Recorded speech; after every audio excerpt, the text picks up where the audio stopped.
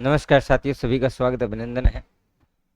Previous year के जितने भी क्वेश्चन थे उसका पार्ट 1 रसायन विज्ञान का कंप्लीट हो चुका है। 2 नंबर पार्ट में हमने फिजिक्स कंप्लीट कर ली है और अंतिम पार्ट जो हमारा बचता है जीव विज्ञान और अपने एनवायरनमेंट से संबंधित जितने भी टॉपिक है उन सभी के क्वेश्चनों का हम क्या करने जा रहे हैं, वीडियो सोल्यूशन करने जा रहे हैं। देखिए पहला क्वेश्चन क्या है, वर्ककीय नली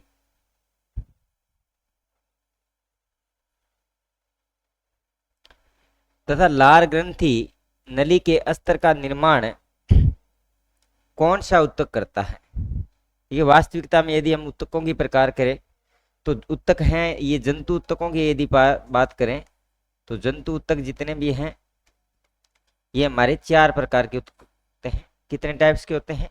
4 प्रकार के। उपकला हो गया, संयोजी उत्तक हो गया, पेशी उत्तक हो गया और अपना हो गया तंत्रिका तंत्र। तो कौन कौन से होता है? एक होता है अपना उपकला, एक होता है अपना संयोजी, एक होता है अपने पेशी और अंतिम होता है अपने तंत्रिका उत्तक। ये 4 मुख्य उत्तक हैं, जंतु उत्तकों के प्रकार हैं वो ये 4 होते हैं। उपकला उत्तक, संयोजी उत्तक, पेशी उत्तक और अपने तंत्रिका उत्तक। और ये जितने भी हैं घनाकार एपिथेलियम, स्तंभाकार एपिथेलियम, सल्की एपिथेलियम और स्तृत एपिथेलियम, ये किसके होते हैं? ये उपकला उत्तक के 4 टाइप होते हैं। उपकला उत्तक के कितने टाइप्स दे रखे हैं? हमें 4 टाइप दे रखे हैं। कौन कौन से? घनाकार एपिथेलियम, स्तंभाकार, शल्की और स्तृत। देखिए घनाकार जो होता है ये मुख्यतः जितने भी अगर बात करें जंतु उत्तकों का मुख्य कार्य क्या होता है, जंतुओं के शरीर का क्या करते हैं, भंडारण एवं उनके निर्माण का मुख्य कार्य होता है वो उपकला उत्तकों का होता है। सबसे पहले जो होता है अपने घनाकार, घनाकार के अंदर क्या होता है, जैसे वर्ककीय नली है, लार ग्रंथियां हैं या जो स्वेद ग्रंथियां हैं, उन सब का निर्माण कौन करता है? अपने वो करता है घनाकार एपिथेलियम। इसके अंदर कौन सी आती है? इसके एग्जाम्पल यदि हम बात करें तो हमारी जितने भी वर्ककीय नली, इसके अलावा लार और एक होता है अपने स्वेद ग्रंथियां, ये किस में सम्मिलित होती हैं? ये सारी की सारी इनका जो निर्माण है वो हमारे किस में होता है? वो होता है घनाकार एपिथेलियम उत्तक में। स्तंभाकार, स्तंभ के रूप में जो उत्तक होते हैं उनके अंदर देखिए जितनी भी जठर ग्रंथियां हैं, आंत की जो ग्रंथियां हैं, अग्नाशय ग्रंथि है, उनके भीतर के जितने भी अस्त्र होते हैं उनका निर्माण कौन करता है? अपने घनाकार करता है। इसके अलावा अगर बात करें स्तंभाकार की तो स्तंभाकार जितने भी हैं उसमें अपने को सबसे ये ध्यान रखना है कि जी आंतरिक जो अस्तर होता है, जो हमारे शरीर के अंदर जो ग्रंथियां हैं उनका जो भीतर का जो अस्तर होता है उनका निर्माण करती है। जैसे कोई जठर ग्रंथि है यानी उदर की जो ग्रंथि होती है उसको कौन सी ग्रंथि बोलते हैं? जठर ग्रंथि बोलते हैं। हमारी जो अग्नाशय की ग्रंथि है वो भी किस में आती है? इन ग्रंथियों का जो अस्तर होता है उनका निर्माण कौन करता है? उनका निर्माण है वो स्तंभाकार उत्तक करता है। चाहे वो हमारी आंत की ग्रंथियां हो, इसके अंदर आंत भी सम्मिलित होता है, अग्नाशय स्तर, इसके अंदर हमारे आंत भी है, वो क्या होती है? आंत का जो भीतरी स्तर है ये भी किस में होता है? इसी में सम्मिलित होता है। यदि बात करें सल्की एपिथेलियम की तो सल्की एपिथेलियम कौन से होते हैं? जैसे हमारा जो मुंह है, श्वास नली है, रुधिर नलिकाएं हैं, आहार नली है, जीभ है, वायु कोश है, इनके अंदर जो पाई जाती है वो कौन सी होती है? वो होता है सल्की एपिथेलियम। सल्की के अंदर क्या होता है? हमारी जैसे श्वास नली है ये किसमें है? और जो श्वास के साथ साथ एक और देखना, जो हमारा मुख है, जो त्वचा है, इनका जो निर्माण होता है वो सल्की एपिथेलियम में होता है। स्तृत जो होती है, स्तृत एपिथेलियम जो होता है उनके अंदर क्या होता है? अन्य जो कोशिकाएं हैं, अन्य कोशिकाएं जैसे उनका निर्माण होता है, स्तृत के रूप में रहती है, जैसे मांसपेशियां, इनके अंदर ये स्तृत प्रकार का उपकला होता है। तो घनाकार एपिथेलियम, स्तंभाकार, सल्की और स्तृत एपिथेलियम है, ये मुख्य 4 प्रकार के एपिथेलियम उत्तक हैं। वो किसके हैं? उपकला उत्तक के प्रकारों के अंदर आता है। तो अपना राइट ऑप्शन क्या हो जाएगा? घनाकार एपिथेलियम 1 नंबर ऑप्शन है वो बिल्कुल राइट हो जाएगा।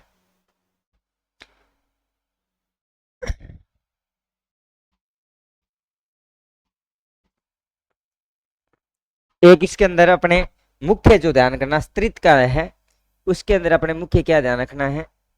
जो हमारी ग्रसनी होती है, इसका एग्जाम्पल अच्छे से याद रखना भी आप। जो ग्रसनी होती है उसके अंदर। दूसरा अपने बात करें जो इनकी ग्रंथियों की जो परत एवं मूत्र जो मार्ग है, एक अपने ध्यान रखना है मूत्र मार्ग, इन दोनों को आपको अच्छे से ध्यान रखना है कि हमारी ग्रसनली और मूत्र मार्ग के अंदर कौन सा होता है, स्तृत एपिथेलियम होता है। नेक्स्ट क्वेश्चन देखिएगा, कोलीफोरियम जीवाणु मानव के किस अंग में पाए जाते हैं। देखिए कोलीफोरियम जीवाणु है एक प्रकार के वास्तव में बैक्टीरिया, जो जिसको हम कोलीफोरियम बैक्टीरिया जो बोलते हैं, ये जो होता है ये क्या होता है, एक पाचक तंत्र के अंदर पाया जाता है। ये जो मनुष्य एवं जानवर, जितने भी मनुष्य एवं जानवर होते हैं, मनुष्य एवं जो जानवर होते हैं, उन जानवरों की किसके अंदर पाया जाता है, ये पाचन तंत्र के अंदर उपस्थित होता है। और यदि बात करें कोलीफोरियम जीवाणु, यदि बात करें मनुष्य के पाचन तंत्र का कौन सा भाग होता है, तो होती है आंत्र। किसके अंदर उपस्थित मिलता है, ये आंत्र के अंदर पाया जाता है। जो हमारी आहार नाल होती है ना, जो बड़ी जो आहार नाल बनी होती है, इस आहार नाल के अंदर जो हमारी आंतें होती है, इनके अंदर ये जीवाणु हैं, ये कोलीफोरियम जीवाणु पाए जाते हैं। जो हमारी आहार नाल है, आहार नाल का जो आंतरीय भाग है, उस आंतरीय भाग की अंदर की कोशिकाओं के अंदर कौन सा जीवाणु पाया जाता है, कोलीफोरियम जीवाणु पाया जाता है। तो अपना बी नंबर ऑप्शन है बिल्कुल राइट हो जाएगा। चलिए नेक्स्ट क्वेश्चन देखिए, कौन सा पादपों में वृद्धि, नियंत्रण एवं समन्वय। दूसरा जो टॉपिक बायोलॉजी का लगता है वो है नियंत्रण एवं समन्वय। देखिए पादपों में वृद्धि एवं संदमन करने वाला हार्मोन है, ये अभी जो 2024 की लेटेस्ट एग्जाम हुआ था, इसमें एब्सिक अम्ल, जिब्रेलिन, साइटोकाइनिन और अपना ऑक्सिन, ये चार ऑप्शन है। देखिए चारों ही क्या है, पादप हार्मोन होते हैं, चारों ही क्या है, पादप हार्मोन। देखिए पादप हार्मोन की यदि बात करें तो इनका मुख्य कार्य क्या होता है, कृषि के कार्य के साथ साथ सबसे ज्यादा इसके उपयोग किए जाते हैं। ये पादपों की वृद्धि करने में, उनको नियंत्रित करने में इनमें क्या होता है, इनका महत्वपूर्ण योगदान होता है। वृद्धि में सहायक होते हैं और उनको नियंत्रण करने में भी सहायक होते हैं। तो ये बहुत सारे एग्जाम्पल जैसे ये दे रखा है, अपने एब्सिक अम्ल है, जिब्रेलिन है, साइटोकाइनिन है, ऑक्सिन है, ये सारे के सारे हैं वो क्या कहलाते हैं, पादप हार्मोन कहलाते हैं। लेकिन इनके अंदर मुख्य रूप से ये सारे के सारे वृद्धि हार्मोन या नियंत्रण हार्मोन होते हैं। लेकिन ये सदमक का मतलब, ये सदमक हार्मोन जो होता है, सैदमन हार्मोन या वृद्धि निरोधी हार्मोन जिसको हम बोलते हैं, वृद्धि निरोधी हार्मोन, वो कौन सा होता है, ABA होता है, जिसको हम बोलते हैं एब्सिक एसिड। ये क्या करता है, पौधों की वृद्धि को क्या कर देता है, रोक देता है या सैदमन कर देता है, यानी उसकी ग्रोथ जो हो रही है उस ग्रोथ को रोकने में जो मुख्य होता है वो कौन सा होता है, तो हमारा बी नंबर ऑप्शन है, एक नंबर ऑप्शन है वो बिल्कुल राइट हो जाएगा। जिब्रेलिन है, साइटोकाइनिन है और अपना ऑक्सिन है, तो एक नंबर ऑप्शन है वो बिल्कुल राइट हो जाएगा। चलिए नेक्स्ट देखिए, नेक्स्ट सेम ही वही प्रश्न है, निम्न में से कौन सा हार्मोन पादप वृद्धि को रोकता है, वृद्धि का सैदमन करने वाला, वृद्धि को रोकने वाला, ये सारे के सारे हार्मोन कौन से हैं जो हमने हार्मोन पढ़े हैं। देखिए सबसे पहले यदि बात करें हम ऑक्सिन की, तो ये क्या करता है, वृद्धि करने वाला हार्मोन होता है। ऑक्सिन जो होता है हमेशा ही क्या करता है, वृद्धि में सहायक होता है। दूसरा जो साइटोकाइनिन होता है, ये होता है जो हमारा साइटोकाइनिन है, इसके अंदर इथाइलिन लिख दिया, एक अपना होता है साइटोकाइनिन,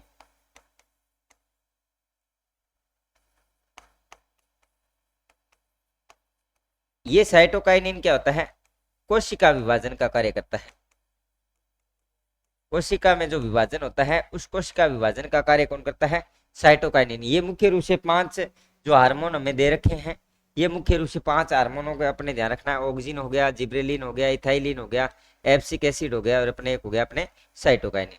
देखिए अगर बात सबसे पहले बात करते हैं ऑक्सिन की, यदि बात करें तो जो हमारा ऑक्सिन होता है ये पौधों की वृद्धि में क्या होता है, ये वृद्धि को बढ़ाता है, पौधों की वृद्धि में सहायक होता है, वृद्धि में क्या होता है, सहायक होता है, इसलिए इसको वृद्धि हार्मोन भी कह देते हैं, इसलिए इसको क्या कह देते हैं, वृद्धि हार्मोन भी कहा जाता है, यानी कि पौधों की वृद्धि में सहायक होता है।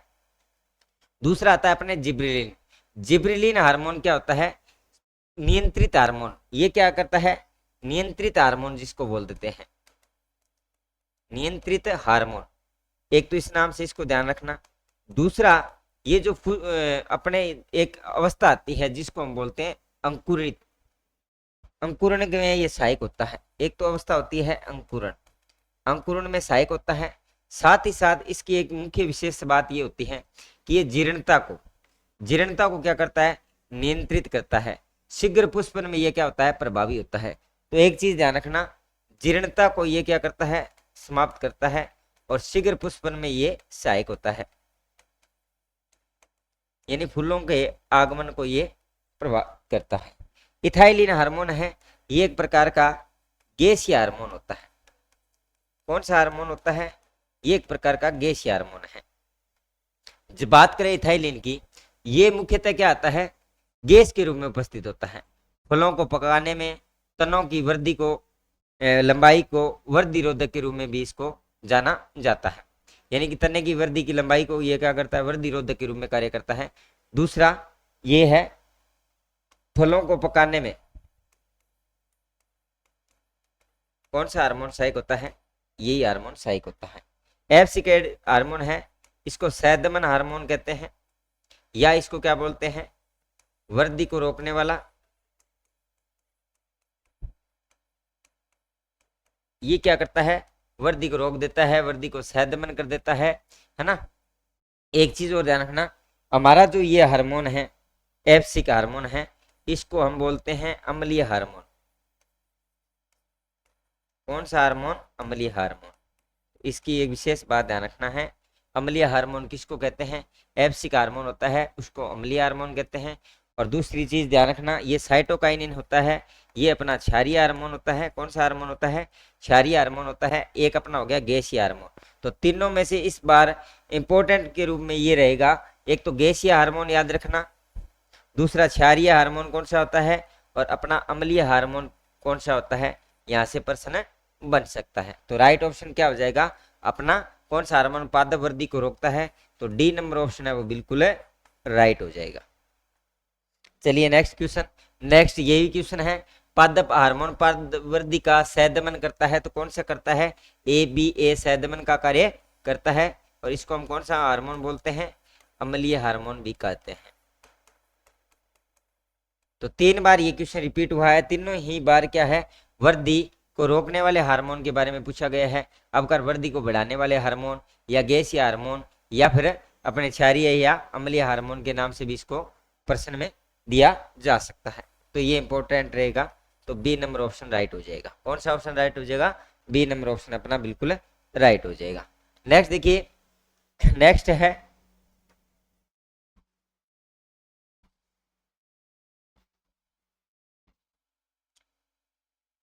निम्नलिखित में से कौन सा हार्मोन अग्नाशय द्वारा स्त्रावित नहीं होता है। देखिए अग्नाशय है, ये एक प्रकार की क्या होती है, अपनी मिश्रित ग्रंथि होती है। कौन सी ग्रंथि होती है, मिश्रित ग्रंथि। क्यों, क्योंकि इसके अंदर क्या होता है, हार्मोन और एंजाइम दोनों स्त्रावित होते हैं। क्या स्त्रावित करती है, हार्मोन प्लस में एंजाइम, ये दोनों का स्त्रावण करती है। इसके द्वारा 3 प्रकार की कोशिकाएं होती है, 3 कोशिकाओं का स्त्रावण करती है, अल्फा, बीटा और अपने गामा। जो अल्फा कोशिकाएं होती हैं ये 3 प्रकार के हार्मोनों का स्त्रावण करती हैं। कौन कौन से, अल्फा कोशिकाएं वो ग्लूकोगोन का,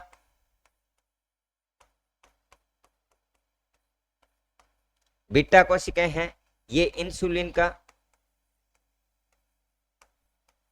और ये होता है सोमेटोस्टेनिन का।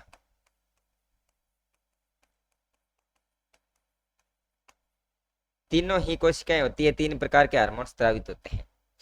जो इंसुलिन हार्मोन है इसकी कमी से कौन सा रोग हो जाता है, ये भी पूछा जाता है, मधुमेह रोग हो जाता है, जिसको हम बोलते हैं डायबिटीज।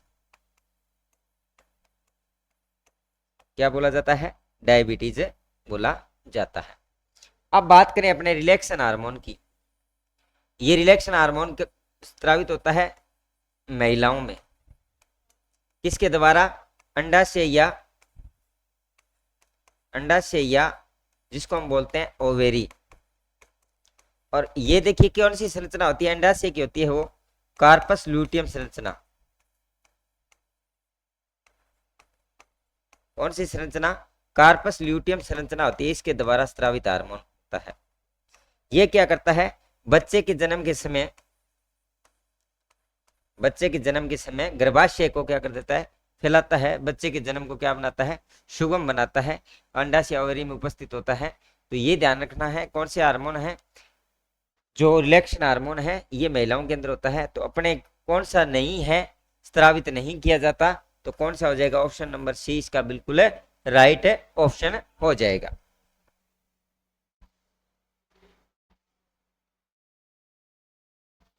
चलिए नेक्स्ट क्वेश्चन, मस्तिष्क का वह भाग जो स्वैच्छिक क्रियाओं को परिशुद्ध तथा शरीर में सह स्थित तथा संतुलन के लिए उत्तरदायी होता है। मेरुरज्जु, जिसे हम रीढ़ की हड्डी कहते हैं, मनुष्य का सबसे महत्वपूर्ण केंद्रित भाग, प्रमस्तिष्क अगर जो भाग होता है, फिर होता है अनुमस्तिष्क,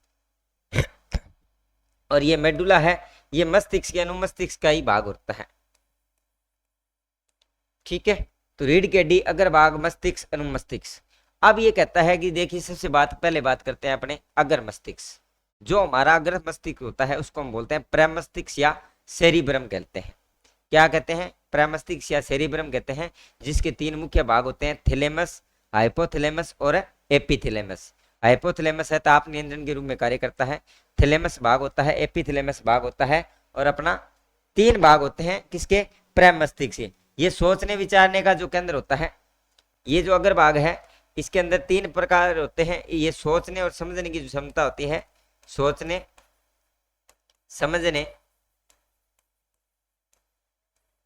समझने की जो क्षमता होती है, बुद्धिमत्ता का जो केंद्र होता है, या हम कह सकते हैं जो बुद्धिमत्ता है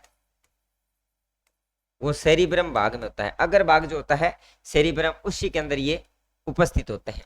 दूसरी यदि बात करें हम पश्च मस्तिष्क, जिसको हम अनुमस्तिष्क कहते हैं, ये अनुमस्तिष्क है, इसको कौन सा मस्तिष्क कहते हैं, जो पश्च मस्तिष्क होता है। शरीर के मानव के मस्तिष्क का सबसे बड़ा और विकसित भाग होता है। ये कार्य क्या करता है, ऐच्छिक गतियों पर नियंत्रण करता है। इसका मुख्य कार्य क्या होता है, ऐच्छिक गतियों पर नियंत्रण। ऐच्छिक जो गतियां होती है उन गतियों पर क्या करता है, ऐच्छिक गतियों पर ये क्या करता है, नियंत्रण करता है। इसका ये मुख्य काम होता है, ऐच्छिक गतियों पर नियंत्रण करने का जो काम है वो होता है। साथ ही साथ ध्यान करना, शरीर का संतुलन और जो समन्वय होता है वो कौन करता है, वो भी हमारा अनुमस्तिष्क करता है। यानी सीधी रेखा में चलना, कूदना, साइकिल चलाना जैसी बहुत महत्वपूर्ण क्रियाएं करते हैं, उनके अंदर कौन इंपॉर्टेंट होता है, उनके अंदर हमारा कौन सा इंपॉर्टेंट होता है, अनुमस्तिष्क होता है। तो शरीर संतुलन एवं समन्वय, शरीर संतुलन एवं जो हमारा समन्वय है उसका कार्य कौन करता है, हमारा अनुमस्तिष्क या प्रमस्तिष्क भाग है जो ये इसका कार्य करता है। चलिए मेंडुला ऑब्लिगेटा ये क्या करता है, अनैच्छिक क्रियाओं पर, उल्टी वगैरह जैसे आती है ना, वमन का जो केंद्र होता है वो कौन होता है, ऑब्लिगेटा भाग होता है। तो राइट ऑप्शन क्या हो जाएगा, बी नंबर ऑप्शन, प्रमस्तिष्क या जो इसको हम सेरिब्रम भी बोलते हैं। तो बी नंबर ऑप्शन बिल्कुल राइट आंसर हो जाएगा। कौन सा आंसर हो जाएगा, बी नंबर ऑप्शन अपना बिल्कुल राइट हो जाएगा।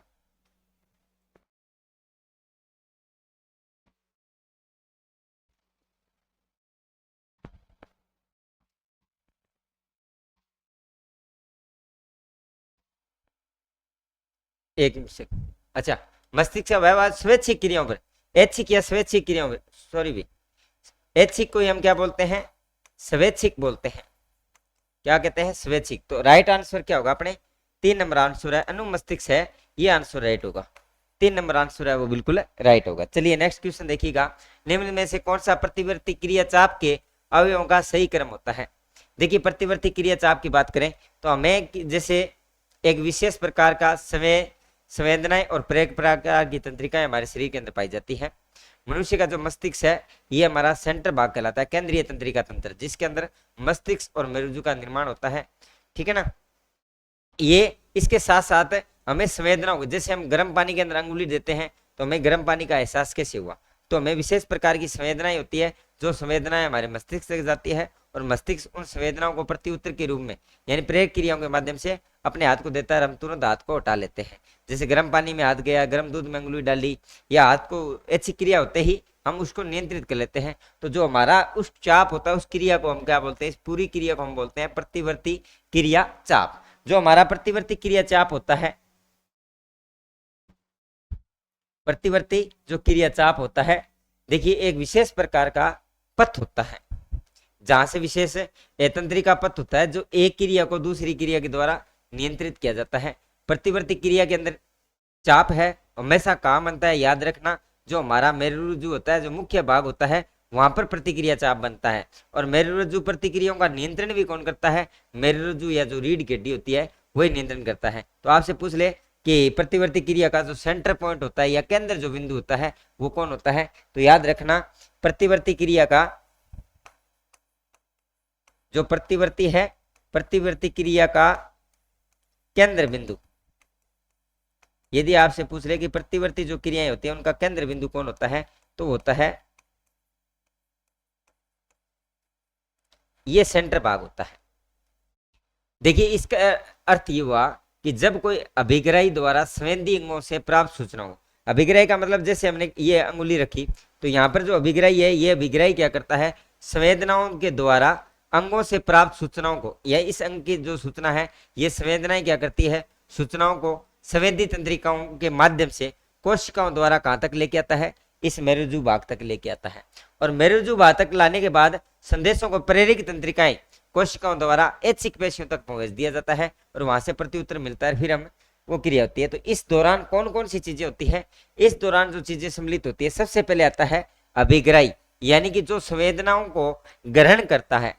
उसके बाद में आते हैं संवेदी न्यूरॉन, जो संवेदनाओं को भेजने का कार्य करता है, कहां तक लेके जाता है? मेरुरज्जु तक।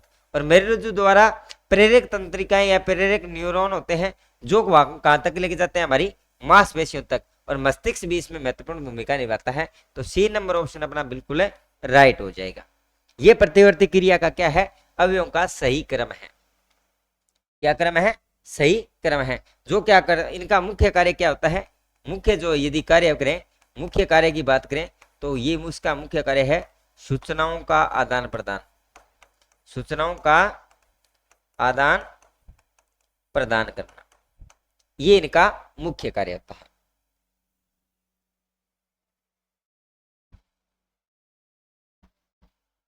चलिए नेक्स्ट क्वेश्चन, आनुवांशिकता एवं विकास डेवलपमेंट से संबंधित प्रश्न है। ये एक टॉपिक लगता है। देखिए जैव विकासीय दृष्टिकोण से जो हमारी छिपकली है, जो पक्षी है एवं मनुष्य है, इनके अग्रपाद यानी आगे के पैरों की बात करें तो उनकी अस्थियों की व्यवस्था में समानता उदाहरण है समवर्तता का, समजातता का, अस्थि विज्ञान का और कालक्रम का। अस्थियों का जो अध्ययन होता है वो किस में किया जाता है? अस्थि विज्ञान में। समवर्ता और एक समजात, एक होता है समवर्ती अंग और दूसरा होता है समजात अंग। तो जो समजातता होता है इसको हम बोलते हैं समजात अंग।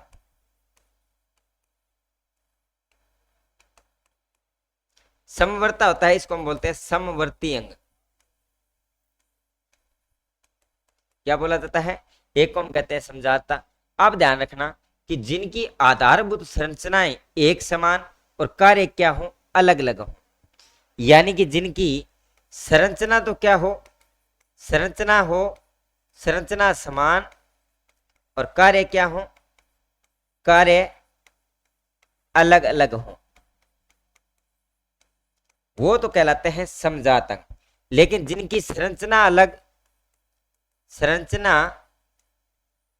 अलग अलग जबकि कार्य इनके क्या होते हैं? कार्य एक जैसे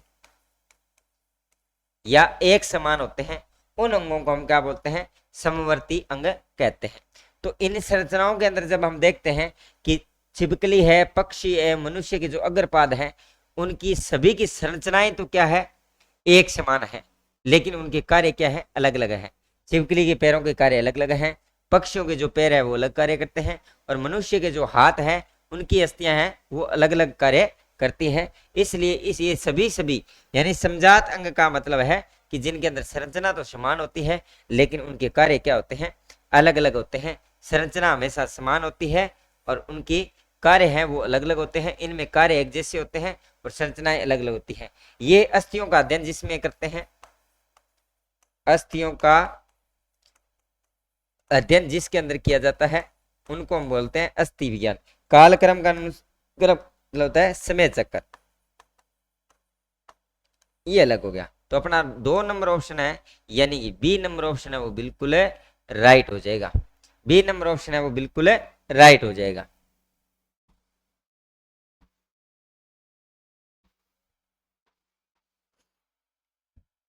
चलिए नेक्स्ट क्वेश्चन देखिए, नीचे दिए गए कुट्टों की सहायता से अनुरूप अंगों के युग्मों का चयन कीजिए। देखिए जो अनुरूप अंग होते हैं उन अंगों को क्या कहते हैं, वे अंग जिनकी संरचना अलग अलग हो और कार्य क्या हो, एक जैसे हो। यानी कि इनमें भी क्या होता है, संरचना तो क्या होती है, संरचना अलग अलग लेकिन कार्य हमेशा क्या होते हैं, कार्य क्या होते हैं, समान होते हैं। अनुरूप अंगों को ही हम कौन से अंगों का रूप मानते हैं, समवर्ती अंगों का रूप मानते हैं। किनका मानते हैं, समवर्ती अंगों का रूप मानते हैं। आप देखिए इसके अंदर देखो, जैसे चमगादड़ एवं कबूतर के जो पंख है इन दोनों के कार्य क्या है, एक समान है लेकिन दोनों की संरचनाएं क्या है, अलग अलग है। इसलिए इनको क्या बोल सकते हैं हम, अनुरूप, एक समान रूप। देखिए अनुरूप जो होती है संरचना जिनकी समान होती है उनको हम समवर्ती अंग भी कहते हैं, समवर्ती अंग भी कह देते हैं। इंपॉर्टेंट है, यहां से प्रश्न बनता है। इंसान के दांत और हाथी के दांत, आलू और शकरकंदी, ये सारी की सारी चीजें क्या है, इनमें देखना।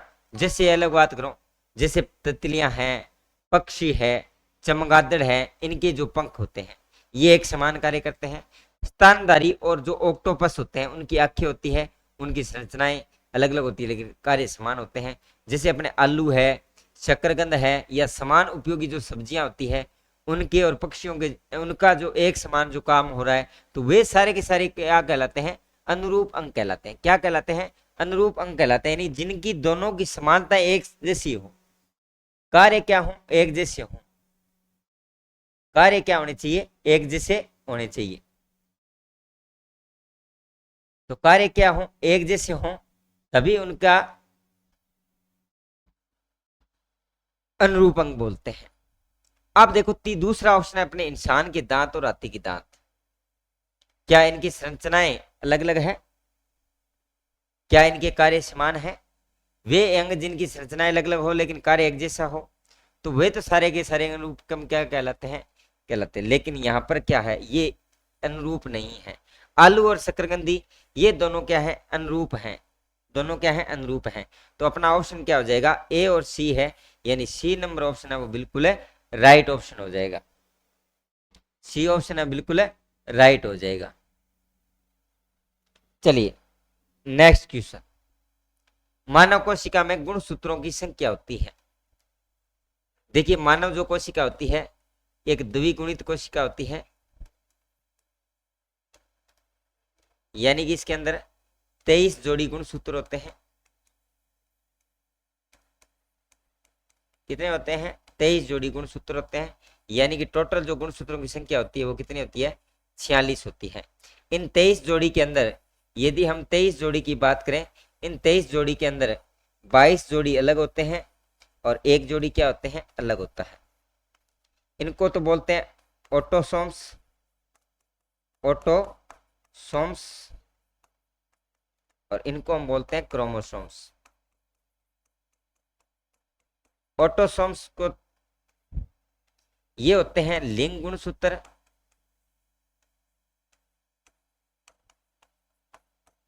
और ये होते हैं अपने अलिंग गुणसूत्र।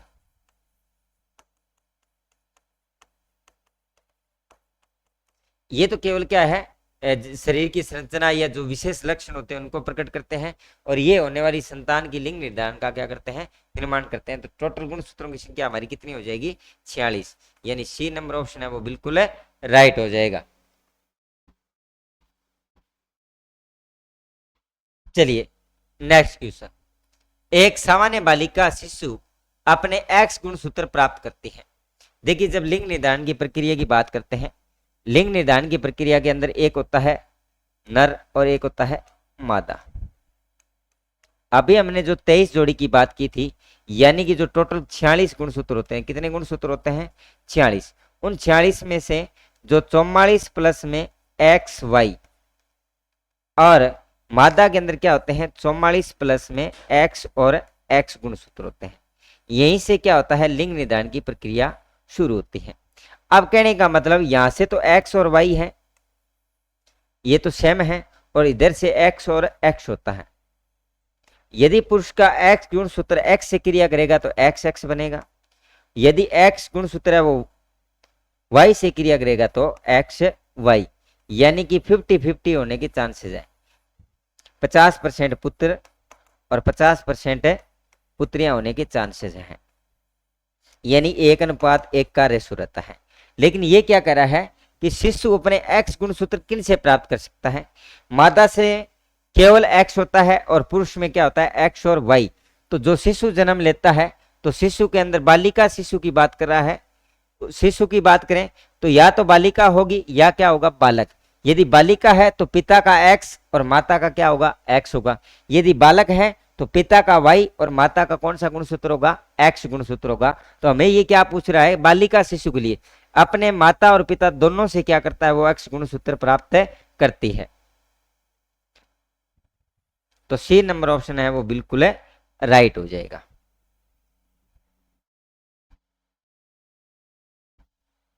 चलिए नेक्स्ट क्वेश्चन। जीन अभियांत्रिकी संबंधित होती है। जीन अभियांत्रिकी है वो न्यूक्लिक अम्लों से संबंधित होती है। जीन अभियांत्रिकी के अंदर क्या होता है, जो जीव होते हैं उनके अंदर डीएनए के द्वारा या डीएनए द्वारा पहचान की जाती है। डीएनए के बदलने की जो विधि होती है वो क्या कहलाती है, जीन अभियांत्रिकी होती है। इनके अंदर जीन अभियांत्रिकी के अंदर क्या होता है, डीएनए मुख्य रूप से होता है। ये क्या होता है, जीन का एक खंड होता है या भाग होता है जो डीएनए मुख्य रूप से भूमिका निभाता है। डीएनए है वो मुख्य रूप से भूमिका निभाता है, यानी कि कृत्रिम रूप से डीएनए के अणु को एक जीव से दूसरे जीव के डीएनए में क्या कर सकते हैं, ट्रांसफर कर सकते हैं या जोड़ सकते हैं। और न्यूक्लिक अम्लों के अनुक्रम के अनुसार, यानी एक निश्चित कोड होता है, उन कोड के अनुसार हम क्या करते हैं वांछित परिणाम प्राप्त करने के लिए न्यूक्लिक अम्लों के क्रमों को क्या करते हैं, एक विन्यास के रूप में बदलते हैं। जैसे एक आनुवंशिक कोड होता है डीएनए के अंदर, जैसे ACG है ना, GCA, इस प्रकार के विशेष प्रकार के कोड होते हैं अनुक्रमिक कोड। न्यूक्लिक अम्लों को कोडों के अनुसार उनको क्या कर दिया जाता है, एक विन्यास के अंदर क्या कर दिया जाता है, बदल दिया जाता है। और इनका जो जनक है, आनुवंशिक अभियांत्रिकी के जो जनक थे वो जॉन बर्ग थे। यदि आपसे पूछ ले कि इनके जनक कौन थे, तो जनक थे वो कौन थे, अपने पॉल बर्ग, सॉरी कौन थे, पॉल बर्ग ने इनकी खोज की थी। कौन सी जनक, आनुवंशिक अभियांत्रिकी का जनक किसको कहते हैं, पॉल बर्ग को कहा जाता है।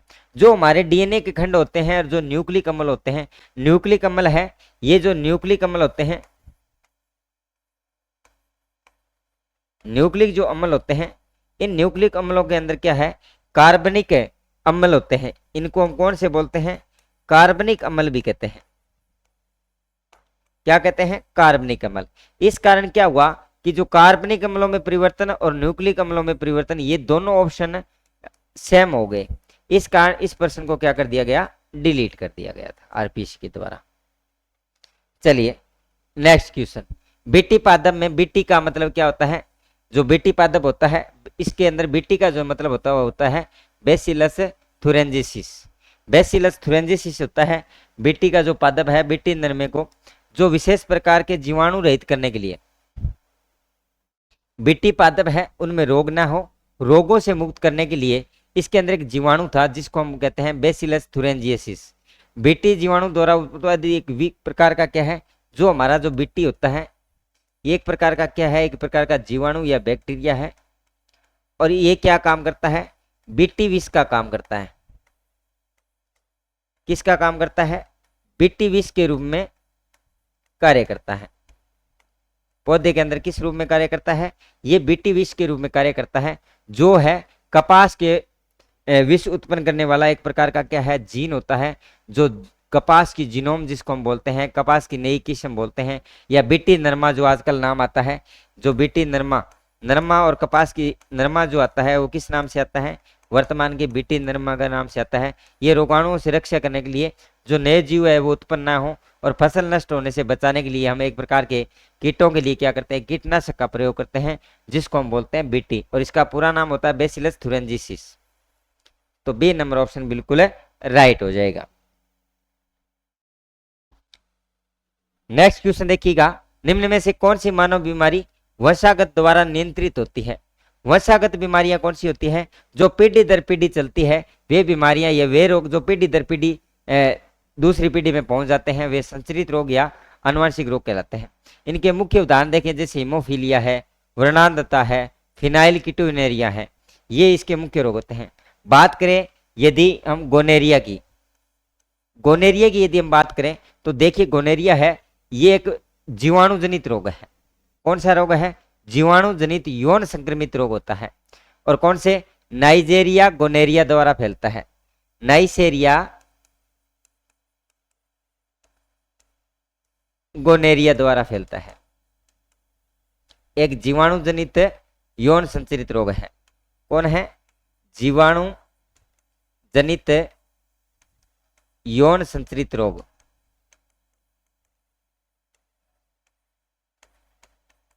ये होता है अपने गोनेरिया। लेप्रेसी, जिसको लेप्रेसी देखिए, लेप्रेसी है वो कुष्ठ होता है। क्या होता है, कुष्ठ रोग, या जिसको हम हैंसेन का रोग भी कहते हैं। माइक्रोबैक्टीरियम लेप्री द्वारा फैलता है। यह भी क्या है, एक जीवाणु जनित रोग है। लेप्रेसी है, इसको हम कुष्ठ या कुष्ठ रोग भी कह देते हैं, या जेनसेन का रोग भी बोल देते हैं। कुष्ठ रोग कह दो या इसको क्या बोल दो, जेनसेन या हैंसेन का रोग भी कह देते हैं, हैंसेन का रोग भी कह देते हैं। और यह भी किसके द्वारा फैलता है, माइक्रोबैक्टीरियम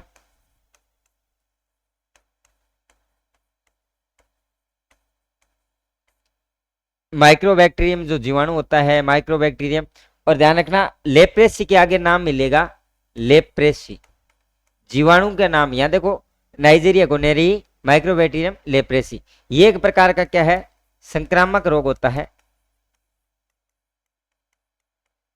अब बात करें ल्यूकेमिया, एक स्रोत जो हमारे शरीर के अंदर जो खून है एवं हड्डियां हैं, इनके अंदर क्या है, जहां खून बनता है, मान लीजिए जो ये हमारी बोन होती है, ये जो हमारी हड्डी है, इन हड्डियों के अंदर जो ब्लड बनता है, हड्डियों के अंदर जो ब्लड बनता है, इस ब्लड के अंदर ये प्रभावित होता है। जो हमारी हड्डियां हैं जहां खून बनता है, और इनके अंदर क्या होता है, इन हड्डियों के अंदर जो खून बनता है, इसके अंदर खून का कैंसर हो जाता है। खून का कैंसर बोलते हैं इसको। हड्डियों के अंदर जो खून है उनका क्या बन जाता है, कैंसर बन जाता है, जिसे हम खून का कैंसर कहते हैं। देखिए, ये एक प्रकार का वसागत नियंत्रित रोग है। क्या है, वसागति नियंत्रित रोग है। और ल्यूकेरिया या लुकोरिया जिसको हम बोलते हैं, ल्यूकेमिया और लुकोरियम थोड़ा सा फर्क है। ये महिलाओं में होने वाला एक प्रोटोजोआ जनित रोग होता है। महिलाओं में होने वाला प्रोटोजोआ जनित रोग है, जिसको हम श्वेत द्रव भी कहते हैं। ल्यूकेरिया को क्या बोलते हैं, श्वेत द्रव भी बोलते हैं। एक प्रकार का क्या है, प्रोटोजोआ जनित रोग है। और एक से अधिक कॉम्बिनेशन होने के कारण इस पर्सन को भी क्या कर दिया गया था, डिलीट कर दिया गया था। लेकिन ध्यान रखना, वसागति द्वारा जो नियंत्रित रोग है उसमें हीमोफीलिया भी आता है, अपने व्रणांधता भी आता है, फिनाइल कीटोनेरिया भी आता है, गोनेरिया भी आता है, ल्यूकेरिया भी सम्मिलित होता है। तो इस कारण इस पर्सन को क्या कर दिया गया था, डिलीट कर दिया गया था।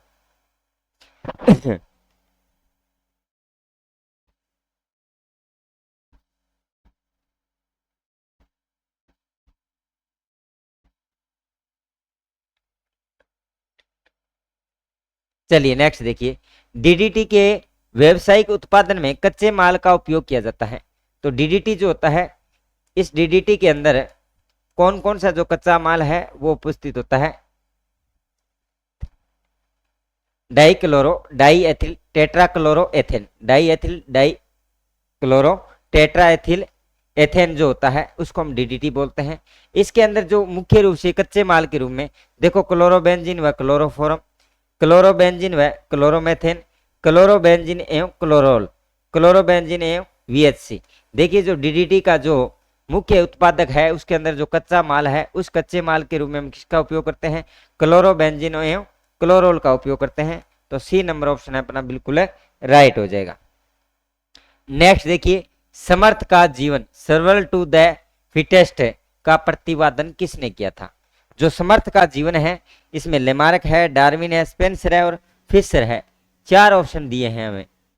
देखिए समर्थ का जीवन है ये सिद्धांत दिया था डार्विन मोते ने। किसने दिया था? डार्विन ने। डार्विन के बारे में सुनना, इनकी एक प्रसिद्ध पुस्तक का नाम आता है द ओरिजिन ऑफ स्पीसीज। एक इनकी प्रसिद्ध पुस्तक है डिफरेंट ऑफ द मैन। उन्होंने इसके अंदर एक सिद्धांत और दिया था, योग्यतम की उत्तरजीविता का सिद्धांत। योग्यतम की उत्तरजीविता का सिद्धांत।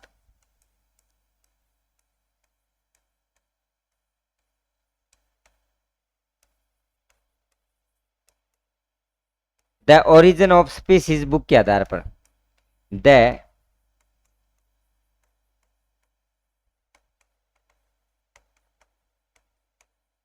इनकी प्रसिद्ध पुस्तक थी इसी में। यानी कि उत्तरजीविता का जो सिद्धांत ये क्या कहता है कि जिसके अंदर जो योग्यताएं हैं उस योग्यता के अनुसार जीव अपना क्या कर सकता है? जीवन परिवर्तित कर सकता है, जीवन जी सकता है, वातावरण के अनुसार अपने आप को अनुकूलित कर सकता है और उसका जीवित रहने का कार्य है वो आसान हो जाता है। और जो उस वातावरण के अनुसार अपने आप को नहीं डाल पाते या जिस वातावरण के साथ जो अपने आप को अनुकूलित नहीं कर पाते वे जीव क्या हो जाते हैं? नष्ट हो जाते हैं। इसी को नाम दिया था समर्थ के जीवन का सिद्धांत नाम देते हैं। योग्यतम की उत्तरजीविता का सिद्धांत या समर्थन का जो जीवन है या समर्थन का जो जीवन का मतलब ये होता है कि जो जिस अनुकूलित वातावरण के अंदर अपने आप को डाल सकता है, अपने आप को अनुकूलित कर सकता है वो जीवित रहेगा, और जो अपने आप को जीवित नहीं रख पाता उसका मतलब क्या हुआ कि वो अपने आप को अनुकूलित भी नहीं कर पाता है। तो इसी कारण इस सिद्धांत का नाम पड़ा था जीवन के समर्थन का सिद्धांत, और ये किसने दिया था? बी नंबर ऑप्शन है। यदि बात करें लेमार्कवाद की तो लेमार्क की बात करें तो ये देखिए एक चीज और ध्यान रखना, जो डार्विन है इन्होंने डार्विनवाद दिया था और लेमार्क ने दिया था लेमार्कवाद। ये भी इंपॉर्टेंट है। डार्विनवाद है ये किसका है? लेमार्कवाद। और एक इसकी इंपॉर्टेंट आती है लेमार्क का, याद रखना, उपार्जित लक्षणों की वसागति का सिद्धांत। जिराफ पर इन्होंने प्रयोग करके सिद्ध किया था कि जो उपार्जित लक्षण है उनकी वसागति है पीढ़ी दर पीढ़ी होती है। और बीजमैन ने इसकी इस उपार्जित लक्षणों के सिद्धांत का क्या कर दिया था? खंडन कर दिया था। तो 2 नंबर ऑप्शन है राइट हो जाएगा। चलिए नेक्स्ट क्वेश्चन, प्राकृतिक संसाधनों का प्रबंधन एवं पर्यावरण संरक्षण के बारे में है। भारत में राष्ट्रीय स्वच्छ वायु कार्यक्रम का शुभारंभ किया गया था। स्वच्छ वायु कार्यक्रम का शुभारंभ कब हुआ था? देखिए इस प्रकार के जो प्रश्न होते हैं, ये जो प्रश्न पूछे जाते हैं ये प्रश्न हमेशा करंट से रिलेटेड होते हैं। जैसे अभी एक हमारा एग्जाम हो रहा है 2024-25 के अकॉर्डिंग, अगर कोई बढ़िया चीज बन रही है तो उसके अकॉर्डिंग अगर कोई चीज पूछी जाती है तो वहां पर इंपॉर्टेंट है। स्वच्छ वायु कार्यक्रम की शुरुआत है वो हुई थी 10 जनवरी 2019 को। कब हुई थी? 10 जनवरी 2019 को। और इनकी शुरुआत किसके द्वारा की जाती है? जो हमारा पर्यावरण वन एवं जलवायु परिवर्तन जो मंत्रालय होता है भारत सरकार का, वही इस पर क्या करता है? नियंत्रण करता है, वही इसका संचालन करता है। जिसको हम, ये इसका पूरा नाम होता है इंग्लिश में इसका पूरा नाम है NCAP कार्यक्रम। NCAP जो कार्यक्रम है वो होता है, और राष्ट्रीय स्तर पर इसका जो नियंत्रण है वो मोफ द्वारा किया जाता है। नियंत्रण इस पर कौन करता है? एक संस्था होती है जिसका नाम होता है मोफ संस्था।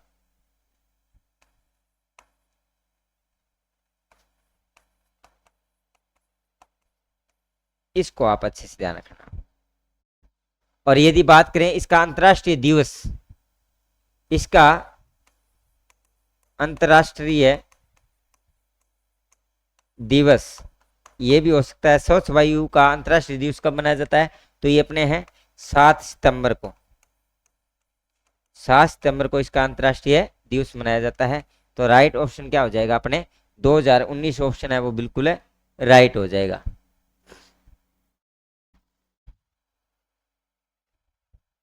चलिए नेक्स्ट क्वेश्चन, राष्ट्रीय गंगा नदी के संरक्षण एवं कार्यकलाप है।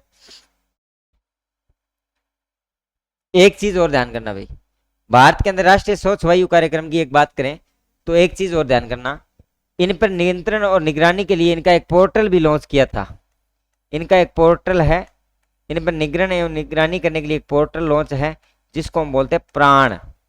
इसको आप अच्छे से याद कर लेना। स्वच्छ वायु कार्यक्रम का नियंत्रण करने के लिए एक पोर्टल है जो लॉन्च किया गया था, जिसका लक्ष्य 2024 तक है महीन कणों का जो राष्ट्रीय स्तर है उनको कम करना। महीन कणों का जो प्रदूषण होता है उनको कम करने का एक लक्ष्य रखा गया था 2024 तक। ठीक है, तो प्राण इसका एक पोर्टल है, इसको आप अच्छे से याद रखना।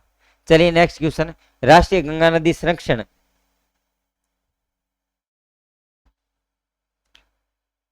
और कायाकलाप के केंद्र सरकार द्वारा एक फ्लैगशिप प्रोग्राम के रूप में स्वीकृत संरक्षण मिशन का नाम क्या था? तो इस मिशन का नाम था नमामि गंगे प्रोग्राम। क्या नाम था? नमामि गंगे प्रोग्राम। गंगा को राष्ट्रीय नदी के रूप में, जो हमारी गंगा है, इस गंगा को राष्ट्रीय नदी कहा जाता है। क्या कहते हैं? गंगा को राष्ट्रीय नदी कहा जाता है। और 4 नवंबर 2008 को इन्हें राष्ट्रीय नदी का दर्जा दिया गया था। कब दिया गया था? 4 नवंबर 2008 को इसको क्या कर दिया गया था? राष्ट्रीय नदी का दर्जा दे दिया गया था। अब सुनना, प्रदूषण का प्रभावी उन्मूलन हेतु भारत सरकार यानी केंद्र सरकार ने जून 2014 के अंदर एक प्रोग्राम शुरू किया गया था जिसका नाम था राष्ट्रीय नदी गंगा संरक्षण हेतु एक प्रोग्राम, उसका नाम था नमामि गंगे प्रोग्राम। शुरुआत इसकी है तो शुरुआत है इसकी है जून 2014 से। जून 2014 से ये प्रोग्राम शुरू हुआ है। इसके कई फेज है। गंगा एक्शन प्लान, गंगा सफाई के जो अलग अलग फेज चलते हैं, जैसे Ganga action plan phase 1, phase 2, phase 3 और फेज 4 भी है। सफाई का कार्य है और है गंगा सफाई के लिए राष्ट्रीय स्वच्छ मिशन कार्यक्रम जो है, राष्ट्रीय स्वच्छ मिशन कार्यक्रम, तो ये फेज है। ये गंगा सफाई के कार्यक्रम की शुरुआत है। क्या करता है? गंगा सफाई का कार्य करता है। और गंगा सफाई का जो मुख्य कार्य है वो किसका है? गंगा सफाई के लिए के मिशन है वो कौन सा मिशन चलता है? राष्ट्रीय स्वच्छ मिशन कार्यक्रम। राष्ट्रीय स्वच्छ गंगा मिशन के नाम से कार्यक्रम चलता है।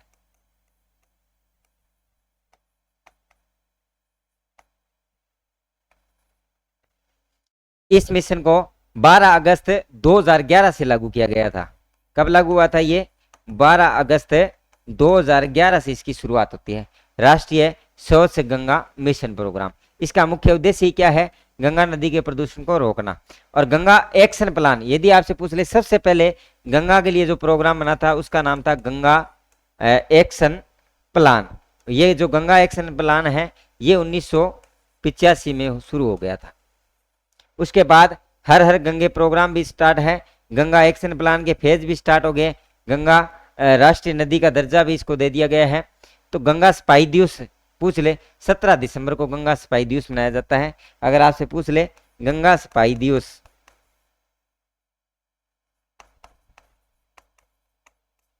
ये भी पूछ ले तो ये मनाया जाता है 17 दिसंबर को। अच्छे से याद कर लेना। चलिए नेक्स्ट क्वेश्चन, निम्नलिखित कथनों पर विचार करें।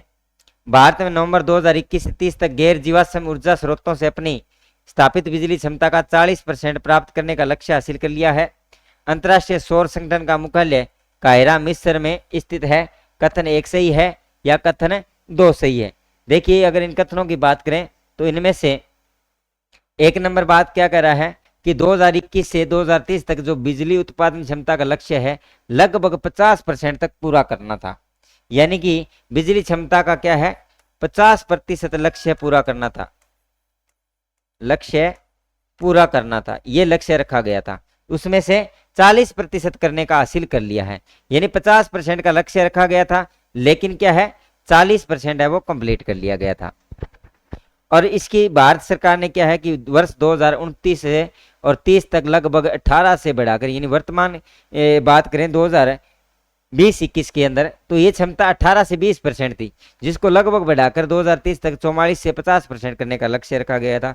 और अंतर्राष्ट्रीय जो हमारा सौर संगठन है, अंतर्राष्ट्रीय सौर संगठन का जो मुख्यालय है वो मुख्यालय कायरा के अंदर नहीं है, हमारे कहाँ है, गुरुग्राम हरियाणा में है। कहाँ स्थित है, गुरुग्राम हरियाणा में।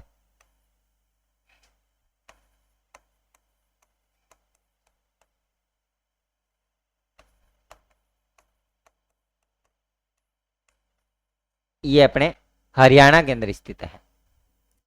और इसकी शुरुआत है जनवरी 2016 को प्रधानमंत्री नरेंद्र मोदी और फ्रांस के एक राष्ट्रपति आए थे, फ्रोकाइस ओलैंड ने इसकी नींव रखी थी। तो कब रखी थी, इसका मुख्यालय कब बना था, अंतर्राष्ट्रीय सौर संगठन का मुख्यालय जो है 2016 को। किसने, भारत एवं फ्रांस के प्रधानमंत्री, फ्रांस के पीएम इसमें उपस्थित थे। तो कौन सा कथन है, कथन एक सही है, और कथन केवल कथन एक सही है। 2 नंबर कथन अपना ऑटोमेटिक गलत हो गया, तो कथन केवल है एक सही है, तो 1 नंबर ऑप्शन राइट हो जाएगा। चलिए नेक्स्ट क्वेश्चन, निम्न में से कौन सा पर्यावरण रक्षा के लिए उत्तरदायित्व 5R में से एक है। पर्यावरण रक्षा की अगर बात करें तो सबसे पहले जो अगर पर्यावरण रक्षा की बात करें तो इसके अंदर 3R का यूज होता था। सबसे पहले 3R के रूप में कार्य करता था, पहले ये 3R के रूप में, वर्तमान के अंदर ये किस रूप में कार्य कर रहा है, 5R के रूप में कार्य कर रहा है। 3R का मतलब होता है रीयूज, रिड्यूस, रिसाइकल। वर्तमान के अंदर ये किस रूप में कार्य कर रहा है, रिड्यूस, रीयूज, रिसाइकल, रिकवर और रिफ्यूज के रूप में कार्य कर रहा है। तो 5R के अंदर बात करें तो सबसे पहला आता है अपने रिड्यूस आता है। कौन सा आता है, रिड्यूस। 5R की बात करें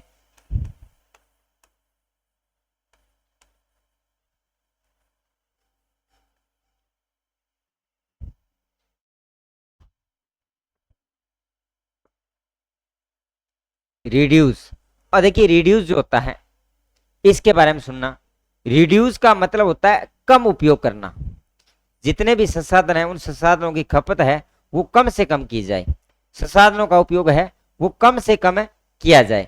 उसके बाद में आता है रीयूज, 2 नंबर आता है अपना रीयूज।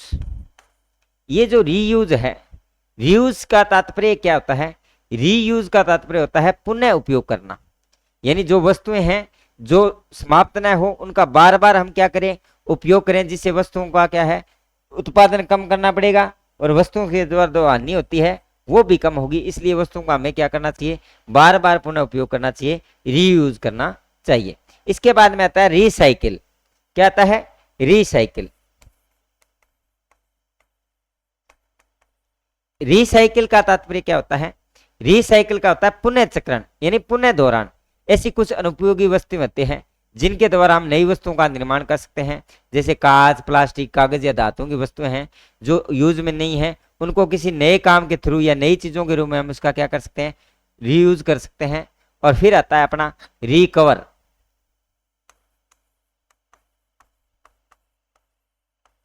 फिर आता है अपना रिकवर करना। रिकवर का मतलब होता है रीप्रपोज। रिकवर की जगह वर्तमान में कई जगह आपको किताबों में नाम मिल जाएगा, रीप्रपोज करना, जिसका शाब्दिक अर्थ होता है वापस प्राप्त करना या इसका पुनः प्रयोजन करना।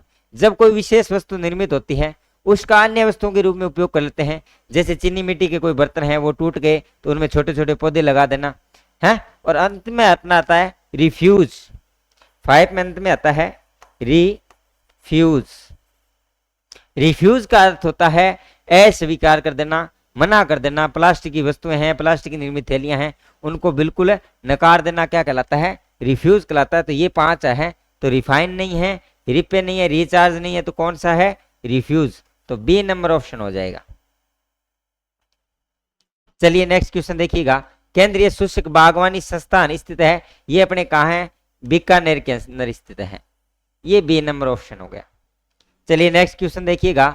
ओजोन परत के संदर्भ में गलत कथन है। क्षोभ मंडल में खराब ओजोन उपस्थित होती है, समताप मंडल में मौजूद हरित गृह प्रभाव के लिए उत्तरदायी है, वायुमंडल में ओजोन क्लोरोफ्लोरोकार्बन द्वारा नष्ट होती है, ओजोन परत पृथ्वी की सतह से सूर्य के हानिकारक यूवी यानी अल्ट्रावायलेट विकिरण यानी कि पराबैंगनी अल्ट्रावायलेट पराबैंगनी विकिरण, जिसको हम यूवी बोलते हैं, अल्ट्रावायलेट किरणों से हमारी क्या करती है, रक्षा करती है। तो ये क्या करेगा, इनमें से कौन सा गलत है, कौन सा गलत है। देखिए ओजोन के बारे में थोड़ा सा संक्षिप्त में हम चर्चा कर लेते हैं। ओजोन वास्तव में एक प्रकार की गैस है और ये O3 के रूप में उपस्थित होती है। वायुमंडल में एक गैसीय परत के रूप में पाई जाती है जो पृथ्वी से समताप मंडल के अंदर पाई जाती है। ओजोन परत कहाँ निर्मित है, हमारे समताप मंडल, यानी कि जो पृथ्वी है उससे लगभग 30 से 35 किलोमीटर पर क्या होती है, समताप मंडल होती है। ये सूर्य से आने वाली जो विकिरण हानिकारक विकिरण होती है, अल्ट्रावायलेट विकिरण, उनको क्या कर लेती है, अवशोषित कर लेती है, नष्ट कर देती है, जिसके दुष्प्रभाव से हम बचते हैं। इसका अध्ययन है वो GMB डॉब्सन ने किया था। किसने किया था, एक तो इसको O3 के रूप में कहते हैं, अध्ययन है GMB डॉब्सन, और इसी कारण इसका मापन है वो किस में करते हैं, मापन भी किस में करते हैं, डॉब्सन इकाई में।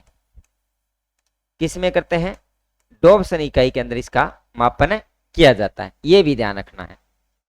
दूसरा, जो क्षोभ मंडल है, ओजोन है, खराब ओजोन के नाम से जानी जाती है। क्षोभ मंडल के अंदर जो ओजोन होती है वो खराब ओजोन के नाम से जानी जाती है। ओजोन परत की हानि है, वो ओजोन को नष्ट करती है या उनको क्या कर देती है, प्रभावित करती है। इसके अलावा ध्यान रखना, ओजोन क्षेत्र यानी कि जो हमारी ओजोन बनी है उसके अंदर धीरे धीरे क्या हो रहे हैं, छोटे छोटे छेद हो रहे हैं, जिसके अंदर ये अल्ट्रावायलेट विकिरण ज्यादा पहुंचती है, जिससे रक्त अपने कैंसर है या अन्य जो भयंकर बीमारियां हैं वो हो रही है। डॉब्सन इकाई के रूप में माना जाता है। इसकी परत की जो मोटाई होती है उस मोटाई को हम किस में मापते हैं, डॉब्सन में। ठीक है। दूसरा, स्पेक्ट्रोफोटोमीटर होता है, एक यंत्र आता है जिसका नाम होता है स्पेक्ट्रोफोटोमीटर, ये भी इसकी मोटाई या इकाई को मापने में काम आता है। ओजोन परत से संबंधित एक सम्मेलन भी हुआ था सबसे पहले कनाडा के अंदर, जिसका नाम था मॉन्ट्रियल प्रोटोकॉल 1987 में, यानी उसका मुख्य लक्ष्य था ओजोन परत को बचाना। लगभग 197 देशों ने उस पर साइन किए थे और भारत भी उसका सदस्य बन गया था। भारत सदस्य बना था 1992 के अंदर, यानी 1 जनवरी 1989 को ये लागू हो गया था। 1987 में बना था मॉन्ट्रियल प्रोटोकॉल और भारत उसका सदस्य बना था 1992 के अंदर। ठीक है। और ओजोन दिवस कब मनाया जाता है, 16 सितंबर को। ओजोन दिवस 16 सितंबर को। लेकिन समताप मंडल में हरित गृह प्रभाव है, ये उत्तरदायी नहीं होता। इसके लिए कौन उत्तरदायी होती है, इसके लिए CO2 गैस उत्तरदायी होती है। तो अपना बी नंबर ऑप्शन है वो बिल्कुल राइट हो जाएगा। चलिए नेक्स्ट क्वेश्चन। ओजोन की सांद्रता को नापने वाली इकाई होती है, ओजोन की सांद्रता को किस में मापते हैं, डॉब्सन इकाई में नापते हैं। तो 1 नंबर ऑप्शन बिल्कुल राइट हो जाएगा। ओजोन दिवस कब मनाया जाता है, मॉन्ट्रियल प्रोटोकॉल 1987 में हुआ था। ये चीजें हमने क्लियर कर ली है। नेक्स्ट क्वेश्चन देखिएगा। किसी आहार श्रृंखला में प्रत्येक स्तर पर उपलब्ध कार्बनिक पदार्थों की औसत मात्रा जो उपभोक्ता के अगले स्तर तक पहुंचती है। देखिए ऊर्जा का प्रवाह है, एक चीज तो हमेशा ध्यान रखना, हमें यह ध्यान रखना है ऊर्जा का प्रवाह है, यानी कि ऊर्जा का जो प्रवाह होता है वो हमेशा क्या होता है, एक दिशीय होता है। इस चीज को आप ध्यान रखना, नहीं ऊर्जा हमेशा एक ही दिशा में प्रभावित होती है और इसका जो प्रवाह है वो प्रत्येक पोष स्तर तक होता है। और प्रत्येक पोष स्तर तक जब ऊर्जा पहुंचती है तो उसकी लगभग 90% ऊर्जा है वो क्या हो जाती है, नष्ट हो जाती है और केवल 10% ऊर्जा पहुंचती है। ये वैज्ञानिक थे लिंडमैन, जिन्होंने निर्धारित किया था और ऊर्जा के पिरामिड के रूप में उन्होंने प्रस्तुत किया और ऊर्जा के पिरामिड की अवधारणा दी थी चार्ल्स एल्टन ने 1927 में। यानी कि ये कहता है जो पोष स्तर है उस पोष स्तर तक ऊर्जा का जो प्रवाह है वो क्या होता है, केवल 10% ऊर्जा का प्रवाह होता है और 90% ऊर्जा है वो क्या हो जाती है, नष्ट हो जाती है। ये लिंडग्रेन ने एक बात कही थी। जो लिंडमैन थे, ये किसने कहा था, लिंडमैन का सिद्धांत है, इन्होंने कहा था। और इसको हम एक पोष स्तर को इस स्टेप के माध्यम से या एक पिरामिड के माध्यम से भी दर्शा सकते हैं। और पिरामिड की अवधारणा दी थी चार्ल्स एल्टिन ने 1927 में। तो एल्टन है, उन्होंने ये दी थी। तो यानी कि जो पोष स्तर होता है वो कहां से स्टार्ट होता है, अपने उत्पादक से लेकर अपघटक तक। ये स्टार्ट होता है उत्पादक के बाद में आते हैं अपने उपभोक्ता, और उपभोक्ता के बाद में आता है अपना अपघटक। और जो ये उपभोक्ता होते हैं इसके फिर 4 प्रकार होते हैं, प्राथमिक, द्वितीयक, तृतीय और अपना आता है शीर्ष। तो प्रत्येक ऊर्जा का स्तर है वो प्रत्येक एक स्तर से अगले स्तर तक कितनी ऊर्जा प्रेजेंट होती है, केवल 10%। कहने का मतलब जैसे फर्स्ट के अंदर फर्स्ट है, ये सेकंड है और फिर ये मान लो थर्ड है। तो यहां पर मान लीजिए ऊर्जा 100% है, तो यहां पर केवल कितना 10%, और यहां पर क्या है 0.10% ऊर्जा प्राप्त होगी। इसलिए इसका राइट ऑप्शन क्या हो जाएगा, डी नंबर ऑप्शन है वो बिल्कुल राइट हो जाएगा। चलिए नेक्स्ट क्वेश्चन। अब यहाँ पर एक खाद्य श्रृंखला का हमें दे रखा है, एक मोर सांप खाता है जो पादपों पर पनप रहे कीटों का भक्षण करता है। तो मोर क्या है, प्राथमिक उपभोक्ता, प्राथमिक अपघटक, अंतिम अपघटक, खाद्य स्फूर्त का शीर्षक। देखिए जब बात करते हैं एक खाद्य श्रृंखला की, बात होती है खाद्य श्रृंखला या जिसको हम बोलते हैं आहार श्रृंखला। यानी ये श्रृंखला कहां से चलती है, ये श्रृंखला होती है उत्पादक से लेकर अपघटक तक। सबसे पहले उत्पादक में अंदर आता है अपना जो जीव अपना भोजन स्वयं बनाते हैं वो कहलाते हैं उत्पादक। फिर आते हैं उपभोक्ता, जो जीव द्वारा निर्मित भोजन को, उसमें शाकाहारी भी सम्मिलित होते हैं, मांसाहारी भी सम्मिलित होते हैं। और अंत में आते हैं अपघटक, जो इनको क्या करते हैं, अपघटित करते हैं। तो ये जो श्रृंखला जो बनती है उसको हम बोलते हैं आहार श्रृंखला, एक प्रकार की खाद्य श्रृंखला। जैसे घास की कोई खाद्य श्रृंखला है, जैसे घास है, घास को मान लो कोई टिड्डा खा गया, टिड्डे को मेंढक खा गया, मेंढक को कोई सांप खा गया, सांप को क्या खा गया, मोर खा गया। या हम ऐसे बात करें, जैसे मान लो कोई पौधा है, उस पौधे को कौन खा रहा है, कोई खरगोश खा रहा है। और इस खरगोश को मान लीजिए कोई अन्य जीव खा रहा है, जैसे अपने सर्प है या बाज है। तो यहाँ पर इसको मान लो कोई सर्प ने खा लिया, और इस सर्प को किसने खा लिया, बाज ने खा लिया। तो ये श्रृंखला चलती है। तो यहाँ पर ये देखो, ये तो अपना होता है उत्पादक, और ये दोनों हैं, ये अपने हैं उपभोक्ता। ये इसका हो गया प्राथमिक, ये इसका हो गया द्वितीयक, ये इसको मान सकते हैं तृतीय या सर्वोच्च या शीर्ष पर होता है, या इसको बोलते हैं शीर्ष स्तूप पर जो होता है। इसी प्रकार के मान लीजिए कोई घास है या टिड्डा है, ये मान लीजिए कोई टिड्डा है, इस टिड्डे को कौन खा जाता है, अपने मेंढक खा जाता है। टिड्डे का भक्षण कौन कर लेता है, मेंढक कर लेता है। मेंढक को मान लीजिए कौन खाता है, सांप खाता है। सांप को कौन खा जाता है, अपने मोर खा जाता है। तो यहाँ मोर है वो क्या है, खाद्य स्तूप का क्या कहलाता है, शीर्ष कहलाता है। तो डी नंबर ऑप्शन बिल्कुल है राइट हो जाएगा।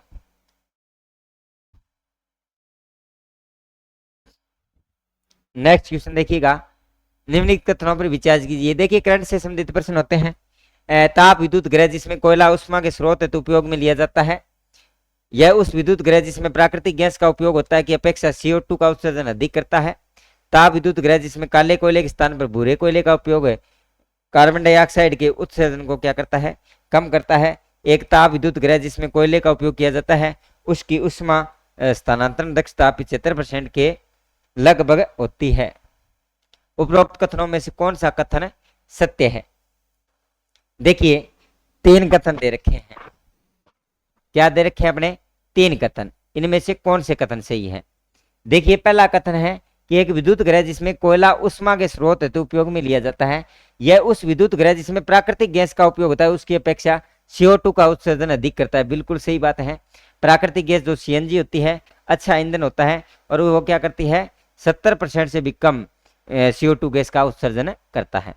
दूसरा प्रश्न है ताप विद्युत गृह जिसमें काले कोयले के स्थान पर भूरे कोयले का उपयोग किया जाता है जो कार्बन डाइऑक्साइड के उत्सर्जन को कम करता है।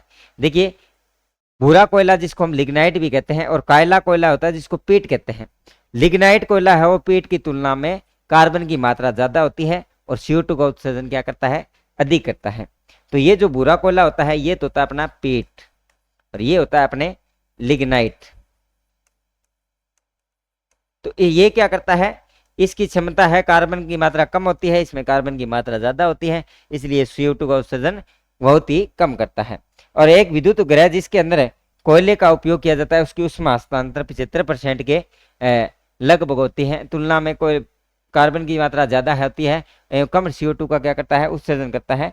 विद्युत गृह जिसमें काले कोयले लिग्नाइट के स्थान पर भूरे कोयले का उपयोग CO2 के उत्सर्जन को क्या करता है कम करता है। बिल्कुल सही बात है। आगे देखिए जिसके अंदर कोयले का उपयोग किया जाता है उसकी ऊष्मा दक्षता ये लगभग कितनी होती है 35 से 38% होती है। कितनी होती है 35 से 38%। तो 3 नंबर ऑप्शन अपने गलत हो गया तो कौन से सही हो जाएंगे केवल 1 और 2 यानी C नंबर ऑप्शन है वो बिल्कुल राइट हो जाएगा। चलिए नेक्स्ट क्वेश्चन देखिए निम्न में से किसकी वायुमंडल में उपस्थिति अम्लीय वर्षा उत्पन्न करती है। लेड के ऑक्साइड सल्फर के ऑक्साइड मरकरी के ऑक्साइड और अपने हाइड्रोकार्बन के ऑक्साइड। देखिए अम्लीय वर्षा क्या होती है जिस वर्षा का pH मान क्या हो 5.5 या 5.6 कह दे 5.6 से कम होती है जिनकी pH उसको अम्लीय वर्षा कहते हैं। अम्लीय वर्षा के अंदर क्या होता है जो हमारा वायुमंडल है उस वायुमंडल के अंदर अपने सल्फर के ऑक्साइड हैं अपने नाइट्रोजन के ऑक्साइड हैं ये उपस्थित होते हैं। जैसे वायुमंडल से क्या होती है वर्षा होती है तो ये वर्षा जल के साथ घुलकर क्या बनाते हैं अम्लों का निर्माण करते हैं। किनका निर्माण करते हैं अम्लों का निर्माण करते हैं। और अम्ल भी कौन से जैसे सांद्र सल्फ्यूरिक अम्ल हो गया H2SO4 हो गया HNO3 हो गया यानी सांद्र नाइट्रिक अम्ल हो गया। तो ये क्या करते हैं जो अपने अम्लीय वर्षा होती है ये क्या करती है कार्बन अम्लीय वर्षा है वायु प्रदूषकों के रूप में सल्फर के ऑक्साइड जितने भी हैं नाइट्रोजन के ऑक्साइड हैं ये मिलकर क्या करते हैं अपने अम्लों का निर्माण करते हैं। अम्लीय वर्षा के मुख्य जो घटक अगर पूछ ले तो उसमें सल्फर के ऑक्साइड और अपने नाइट्रोजन ऑक्साइड। इसका सबसे मुख्य प्रभाव क्या पड़ता है जो मिट्टी की अम्लता है वो बढ़ जाती है और अम्लता को दूर करने के लिए हम क्षारीय कैल्शियम हाइड्रोक्साइड या बुझा योजना का प्रयोग करते हैं। भवनों इमारतों का संरक्षण भी क्या होता है यही होता है जैसे हमारा संगमर के जो पत्थर होते हैं उन तक को ये क्या कर देती है संरक्षित कर देती है उनका संक्षारण कर देती है। इसके महत्वपूर्ण जो ताज़ा उदाहरण है जैसे ताजमहल का पीला होना इसका उदाहरण है अम्लीय वर्षा का उदाहरण है। तो राइट ऑप्शन क्या हो जाएगा सल्फर के ऑक्साइड बी नंबर ऑप्शन बिल्कुल राइट हो जाएगा। चलिए नेक्स्ट क्वेश्चन देखिए जैव विविधता एवं सतत पोषणीय विकास। अब अंतिम जो टॉपिक है वो जैव विविधता और उनका सतत पोषणीय विकास से है। देखिए पहला प्रश्न दिया गया है कौन सी प्रकृति और प्राकृतिक संसाधनों के संरक्षण के लिए अंतर्राष्ट्रीय संगठन IUCN द्वारा संरक्षण के उद्देश्य से वर्गीकृत पौधों जानवरों की संकटग्रस्त प्रजातियों की श्रेणी से संबंधित नहीं है। तो इसके अंदर विलुप्त प्रजातियां लुप्तप्राय प्रजातियां सुवैध प्रजातियां और दुर्लभ प्रजातियां। तो इसका ऑप्शन है सी माना गया है RPC द्वारा। लेकिन यदि हम RBC की बुक के अनुसार करें तो इन्होंने मुख्य रूप से 5 प्रकार बताए हैं। IUCN ने कितने प्रकार बताए थे 5 प्रकार बताए थे जिसके अंदर कौन से हैं विलुप्त प्रजातियां भी सम्मिलित होती है लुप्तप्राय या संकटग्रस्त प्रजातियां होती है अति संवेदनशील या सुवैध प्रजातियां भी इसके अंदर सम्मिलित होती है और अपने दुर्लभ प्रजातियां इसके अंदर सम्मिलित होती है और अपर्याप्त या अज्ञात प्रजातियां हैं वो भी इसके अंदर सम्मिलित होती हैं। तो इसके आंसर में RPC ने यही माना है जबकि RBC की बुक है वो सभी को इसके अंदर क्या मानती है सम्मिलित मानती है। चलिए नेक्स्ट क्वेश्चन देखिए निम्न में से कौन सा भारत का बायोस्फीयर रिजर्व नहीं है। भारत के अंदर यदि बायोस्फीयर रिजर्व की बात करें तो कुल कितने बायोस्फीयर रिजर्व है 18 बायोस्फीयर रिजर्व उपस्थित है। उसके अंदर कौन सा उपस्थित नहीं है जो ये फूलों की घाटी है ये उपस्थित नहीं होता है। तो डी नंबर ऑप्शन है वो बिल्कुल राइट हो जाएगा। चलिए नेक्स्ट क्वेश्चन देखिए सतत विकास पर विश्व शिखर सम्मेलन दक्षिण अफ्रीका के कहाँ आयोजित किया गया था?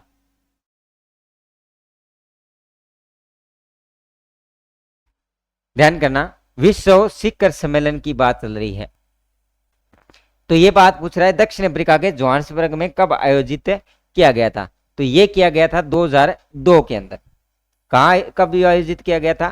2002 के अंदर आयोजित किया गया था। वर्तमान के यदि अंदर बात करें तो वर्तमान के अंदर विश्व की बात करें तो 7 से 9 फरवरी 2024 की अगर बात करूं, 2024 का जो ये शिखर सम्मेलन है ये हुआ है अपने नई दिल्ली में। कहाँ हुआ था? नई दिल्ली के अंदर हुआ था। 2024 का नई दिल्ली के अंदर हुआ था 7 से 9 जनवरी। अगर बात करें हम 2025 का, तो 2025 का विश्व स्वास्थ्य शिखर सम्मेलन है वो कहाँ होगा? वो होगा अपने 4 से 6 नवंबर को दोहा कतर के अंदर। जिसका 24वां संस्करण है 2025 के अंदर है वो 4 से 6 नवंबर को होगा। 4 से 6 2025 को कहाँ आयोजित होगा? दोहा कतर के अंदर, कतर के अंदर होगा। और ये जो था ये 23वां संस्करण था, और ये जो संस्करण है ये कौन सा हो जाएगा? अपना 24वां संस्करण हो जाएगा। इनको भी अच्छे से याद रखना है। दोहा कतर के अंदर अभी सम्मिलित हुआ है। और एक आता है विश्व स्वास्थ्य शिखर सम्मेलन। एक ध्यान और रखना, इससे रिलेटेड होता है विश्व स्वास्थ्य शिखर सम्मेलन।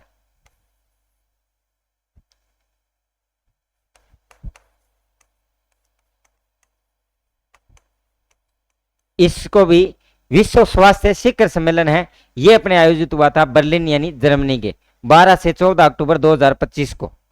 12 से 14 अक्टूबर 2025 को।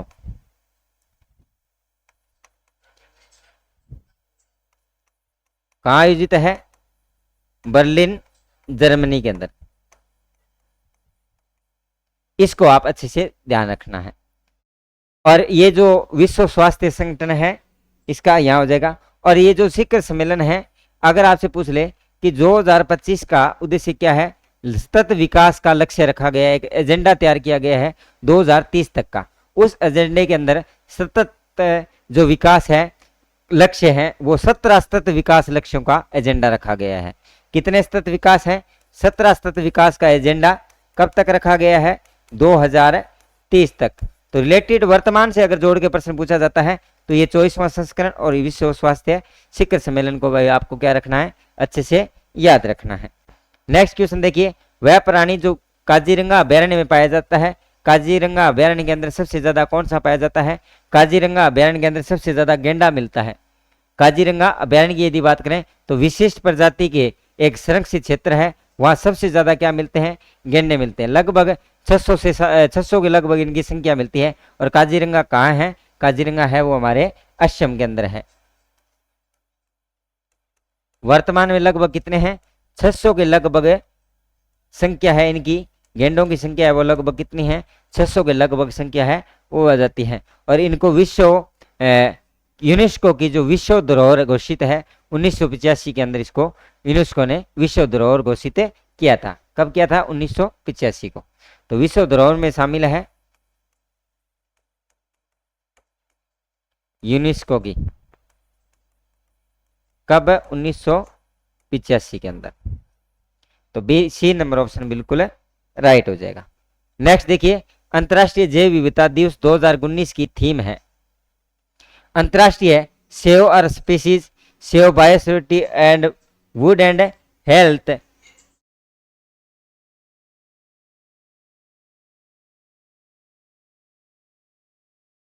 अब ध्यान करना, जैव विविधता दिवस 2009 की थीम थी our biodiversity, our food and our health. अंतर्राष्ट्रीय जैव विविधता जो दिवस है वर्ष 2019 की थीम ये थी।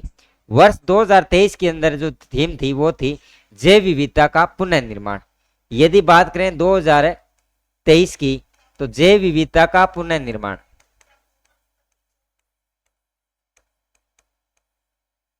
का पुनर्निर्माण ये इसकी थीम होगी। वर्ष 2024 के अंदर इस थीम को फिर बदल दिया गया और 2024 के अंदर क्या बना दिया गया था, योजना का हिस्सा बने। वर्ष 2024 के अंदर इसकी थीम क्या थी, योजना का हिस्सा बने, be part of the plan, यानी कि योजना का क्या बने, हिस्सा बने। और 2025 के अंदर इसकी थीम कर दी गई है प्रकृति के साथ सामंजस्य एवं सतत विकास। 2025 की थीम पूछ ले तो प्रकृति के साथ सामंजस्य, प्रकृति के साथ सामंजस्य, सामंजस्य एवं सतत विकास, ये तीनों ही इंपॉर्टेंट है। नई 2023 का, 24 का और 25 का, ये तीनों हैं। तो वर्तमान रिलेटेड समय से यहाँ से सीधा प्रश्न पूछा जा सकता है कि अंतर्राष्ट्रीय जैव विविधता दिवस कब मनाया जाता है। ये जो जैव विविधता दिवस कब मनाते हैं, दिवस मनाते हैं 22 मई को। ये भी अपने अच्छे से ध्यान रखना है। 22 मई को जैव विविधता दिवस मनाए जाते हैं। इनके कौन कौन से लक्ष्य हैं, तो राइट ऑप्शन क्या हो जाएगा उसका, तो बी हो जाए, लेकिन ये इंपॉर्टेंट है। नेक्स्ट क्वेश्चन देखिए, नीचे दिए कुटों की सहायता से भूवैज्ञानिक युगों के सही अनुकूलन का चयन कीजिए। सही अनुकूलन का हमें क्या करना है, चयन करना है। देखिए टोटल हमारे पास कूट दे रखे हैं, ट्रासिक युग, जुरेसिक युग, क्रेशियस युग, पेलियोजोइक युग, मिसोजोइक युग, सिनोजोइक युग। यानी कि वर्तमान के अंदर टोटल कितने, वर्तमान समय तक कितने युग हो चुके हैं, वर्तमान समय तक कुल कितने युग हैं वो कंप्लीट हो चुके हैं। टोटल युग है वो 6 हो चुके हैं। और वर्तमान के अंदर कौन सा युग है, यदि सबसे पुराना पूछे तो वो ट्राइसिक युग है, और सबसे नया पूछा जाए तो वो है सेनोजोइक। तो सबसे पुराना कौन सा है, ये सबसे पुराना है, सबसे पुराना।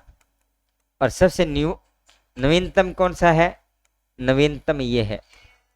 तो इनका अवधि और युगों का सही कालक्रम के अनुसार यदि हम देखें तो हमारा ऑप्शन होगा ए और बी, दोनों ही सही हैं। एक नंबर पे ये है ट्रासिक, जुरेसिक, फिर क्रेशियस, फिर पेलियोजोइक, फिर मिसोजोइक, फिर सिनोजोइक। तो एक नंबर ऑप्शन है वो बिल्कुल राइट हो जाएगा। निम्नलिखित कथनों पर विचार कीजिए। जैव विविधता समर क्षेत्रों का दिन का तापमान 15 से, जैव विविधता से संबंधित प्रश्न है।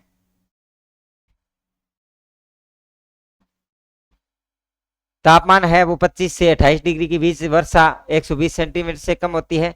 जैव विविधता समर क्षेत्रों का दिन का तापमान इतना होता है, वार्षिक वर्षा इतनी होती है। अधिक ऊंचाई वाले क्षेत्रों की जैव विविधता कम होती है। निम्न में से कौन सा कथन सही है। तो देखिए इसके अंदर बात करें तो जैव विविधता जितने भी समर्थ है, पृथ्वी पर जीवन की परिवर्तनशीलता अथवा प्रजातियों और उनके आनुवांशिक स्तर पर जीवों की विविधता है, वो हमारी क्या कहलाती है, जैव विविधता कहलाती है। किसी भौगोलिक क्षेत्र के अंदर उपस्थित जीवों की संख्या और उनके बीच में पाई जाने वाली विविधता क्या कहलाती है, जैव विविधता कहलाती है। तो जीवों के मध्य जो हम संबंध ज्ञात करते हैं वो हमारी क्या होती है, जैव विविधता कहलाती है। अगर बात करें जैव विविधता, सबसे पहले जैव विविधता शब्द दिया था WC रोजेन ने 1986 में, और जैव विविधता का मूल सार वो दिया था E.O. विल्सन ने। और यदि आपसे जैव विविधता का जनक भी पूछ ले तो भी कौन थे, E.O. विल्सन थे। और 2025 जैव विविधता की बात करें तो अभी हम जो पढ़ के हैं, be part of the plan यानी योजना का हिस्सा बने, और सामंजस्य एवं सतत विकास है, ये थीम होगी। और भारत के अंदर जैव विविधता के जो क्षेत्र हैं वो 4 क्षेत्र मिलते हैं। टोटल कितने क्षेत्र हैं, 4 क्षेत्र मिलते हैं।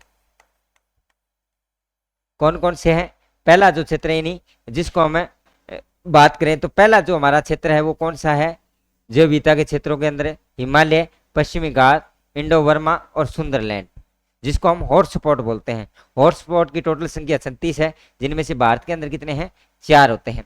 यदि जैव विविधता के समृद्ध क्षेत्रों के तापमान की बात करें तो अधिकतम उच्च है वो 18 से 32 डिग्री के बीच, और वर्षा है वो 150 सेंटीमीटर से अधिक होती है।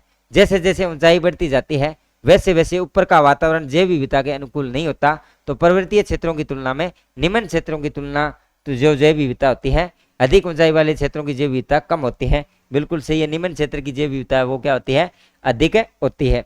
दूसरा, पर्वतीय क्षेत्रों की तुलना में निम्न घाटी है या निम्न जो मैदान है उनकी जैव विविधता हमेशा क्या होती है, ज्यादा होती है, क्योंकि ऊपर के जो वातावरण है वह अनुकूलन नहीं होता। और नीचे के वातावरण के अंदर जीव आसानी से क्या कर सकते हैं, अनुकूलित कर सकते हैं। अगर आपसे पूछ ले सर्वाधिक जैव विविधता कहाँ मिलती है, पश्चिमी घाट में। पश्चिमी जो हमारा घाट है, इस घाट के अंदर सर्वाधिक जैव विविधता है वो पश्चिमी घाट के अंदर मिलती है।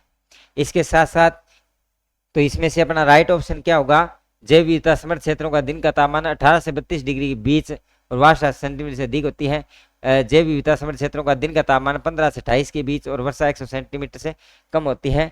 और अधिक ऊंचाई वाले क्षेत्रों की जैव विविधता है वो क्या होती है, कम होती है। तो अपना राइट ऑप्शन क्या होगा, 1 नंबर ऑप्शन है वो गलत हो गया, इसलिए 2 नंबर और 3 नंबर यानी डी नंबर ऑप्शन है वो बिल्कुल राइट हो जाएगा। तो ये अब तक के जितने भी आए हुए क्वेश्चन थे सारे के सारे क्वेश्चन हैं वो कंप्लीट हो चुके हैं।